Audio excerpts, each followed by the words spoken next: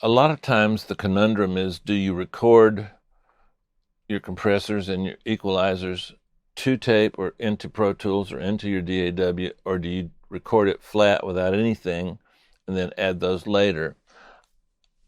I'm a firm believer in commitment. I really believe that if you're not ready to commit, you're not ready to record.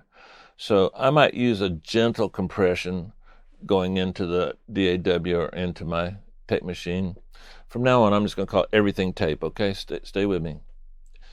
So if I'm going to do that, record the tape, I'm probably going to use a more gentle type of compression. Now, back in the day, we had to use a compression going to tape, to real tape, because if we didn't get the signal loud enough, and then we turn that signal up, we're not only turning the signal we recorded, we're turning up all the background noise that the tape itself generated, and we call that hiss.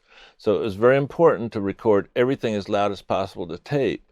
Now, in the digital world, we thought that if you don't record loud enough, you don't get efficient use of all the bits. So if you recorded kind of low in a 24-bit word, you might only get 16 bits. Don't worry about that. Just don't worry about it. So having said all that, I like to take a very small ratio, a 2-to-1, 3-to-1 at the most, and a slow attack time, and then I set the release time based on the tempo. And I'm very careful to make sure that I can't hear the compressor working. Now, in the digital world, you can do both. You can record one through the compressor, just make sure that your commitment was okay, and you record one without it. 1176s are like the granddaddy of them all. The newer one, like I said, is a CL1B Tube Tech. Some other compressors I like are the 2044 by Avalon. But there's some great compressors. I'm using one called the Locomotive that I like a lot, 14B, and just a great sounding vocal compressor. Shadow Hills makes some great ones.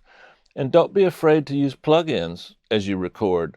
You've got to be careful for latency and things like that, but lots and lots and lots of my friends record in Pro Tools and don't have any problems. So compression is a very good tool.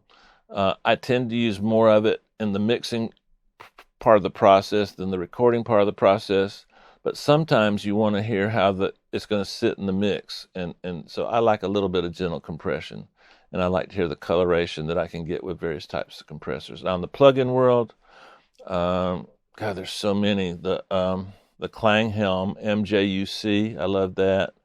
I love the U73B. I like those compressors, the UAD style compressors. 1176s, those are all great. Waves make some great ones. Man, it's just hard to find a bad plug-in compressor. So compression is your friend. It has a use. It's hard to anticipate exactly what style compression you need and want until you put the song in the track itself. So try and give yourself as good a rough mix as you can, and that'll help you get closer to your goals on the compression.